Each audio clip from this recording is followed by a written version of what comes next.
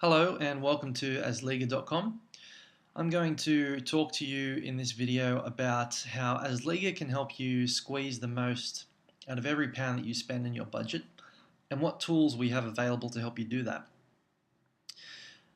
So when I started coming up with this system in the 2012-2013 fantasy season, I had a bit of spare time on my hands. And I was trying to come up with a way to spend my budget more efficiently than everyone else. And to do that, I had my Excel sheet, and I thought, well, if I can know exactly how many points I expect my players to score, if I can set a target and work out how many points each player needs to score to hit that target, that will help me work out whether each player is pulling their weight and whether I'm spending that little piece of budget efficiently on that player. So I set about setting a pass score, and I think it was 0.7, something like that, thinking that would bring me 70 points. Obviously, it didn't because I have 4 players sitting on the bench. But it gave me a par to really, something to weigh my players against. Now, that's really what this tool does, albeit a lot more efficiently than how I used to do it when I first started doing this. We've got the weekly target here, and this can be changed because everybody's going to have their own target and everybody is going to have their own way of deciding whether their players need to stay or go. So for me, that target might be 55, for the next guy it might be 60, it might be 75. It's going to be different for everyone. And that's also handy because you often need to achieve different things at different stages of the season. If you're ahead, you just need to maintain a certain score to keep ahead of everyone else. If you're behind with 10 rounds to go, you need to up your weekly target and really lift your game. So that's handy in that respect. So I'm just going to set this. Let's just say 57 is the target I want to hit each week. What this does is it takes the weekly target and it divides that number by the starting lineup value of your team. So the cost of all these plays together is 85.6 million, and that tells me how many points per million each player needs to score for me to hit my weekly target of 57. Now, that's then, by extension, means that the more money I spend on a player, the more points I need them to score. Suarez here, he cost me 13.3 million. His required weekly points, based on the lineup I've got here and my weekly target, is 8.9 million. That's how many points I need him to be scoring for me to be reaching my target. Someone else who's a bit cheaper, Sterling, 5.3. I need him to get 3.5 points per week for me to hit my 57 weekly target. Now, that's really important because a lot of fantasy managers will overlook the value of some of these cheaper players and how they're actually contributing to the team. If you've got the most expensive player in the game at the moment is Van Persie, you can see there 13.6, and he's scoring an average of 6 points per game, which isn't bad. 6 points per game from a player, you'd think you'd take that any day of the week. But when you weigh that up against the return he is bringing against someone like, let's say, Whittingham, you can see there he's bringing in 3.7 points per game. He's not really... Whittingham is the more valuable player, is what I'm trying to get at, because he's bringing in more points per million that you spend than Van Persie is. And that's really what this is trying to give you an indication of. It's really trying to help you work out whether that money that you're spending is working hard for you. And sometimes that reveals things that you wouldn't expect it to reveal. Now, with my team here, if I was to look at this with my weekly target of 5.57, I would look at this and say Negredo is the player that needs to go.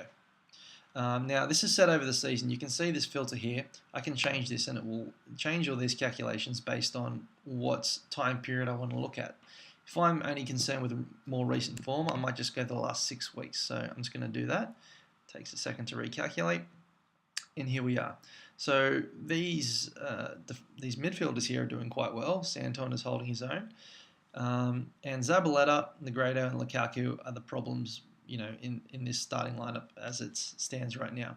And you can see if a player is above their required weekly points. So I should maybe go through this. So this is the column. This is the value column. This is how much your players cost. This column here is how many points they're scoring per game on average over the time period you've selected. This column here is how many games they've scored in. Now, we class, this is how many games they've scored in fantasy terms, not scored a goal. How many fantasy scoring actions have they achieved? If we class that for a keeper as a penalty save, a clean sheet, a goal or an assist, in the rare times those things happen. For a defender, it's a clean sheet, a goal, an assist. A midfielder, it's a goal or an assist, and a forward, it's a goal or assist as well. We don't class clean sheets for midfielders because it's only 1 point and we didn't feel it was relevant for what we're trying to communicate with this column here. So that's what that tells you there. And you can see there Silva, he's scored in 3 of his last 4 games, Suarez 5 of his last 6, and so on and so forth. The ALI is our rating score for how the player is involved in fantasy terms. There is another video that talks about that, so watch that if you want. And then we come to the required weekly points. So based on our starting lineup value, our weekly target, and how much each player costs, this is how many points each player needs to score to hit your par. And we come to the target column, and then if it's plus and it's in the green, they're hitting that. And if it's in the red and it's minus, they're not hitting that. And the more in the minus they go, the more urgent it is you need to get them out of your team. And if they're uneven, it'll be 0.0 and it'll be white.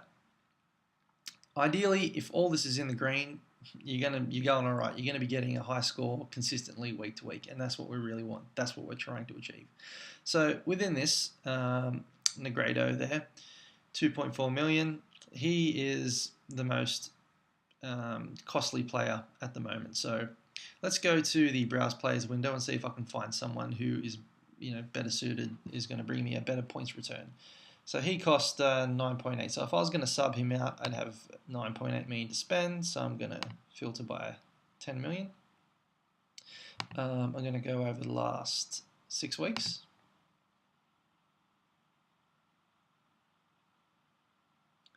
And I'm going to change this to forwards. Now I can order any of these columns here by clicking on the top of the columns. So I'm going to look at, say, points per game for this one.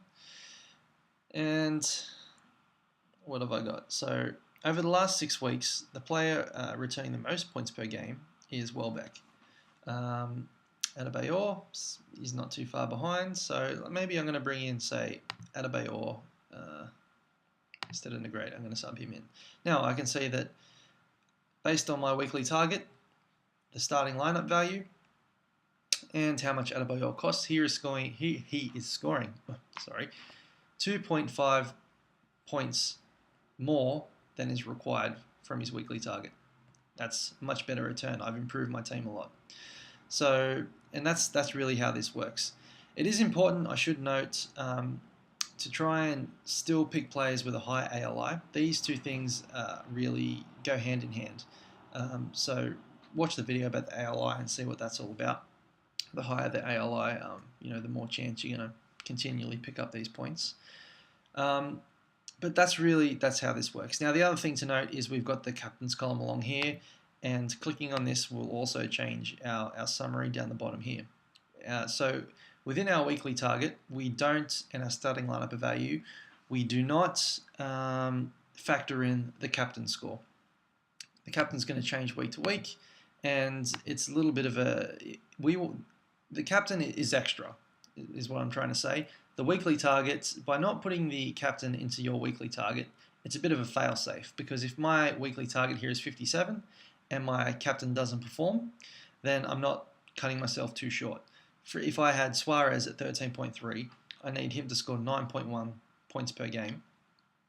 If I included him as captain as going into my weekly target, and he didn't score 9.1 points, I'm going to fall 9.1 points short of my weekly target, if that makes sense. So this is extra. So if I captain Adebayor, all these players continue to perform as they were performing, I would be 13.5 points ahead of 57, and I'd be be very happy with that.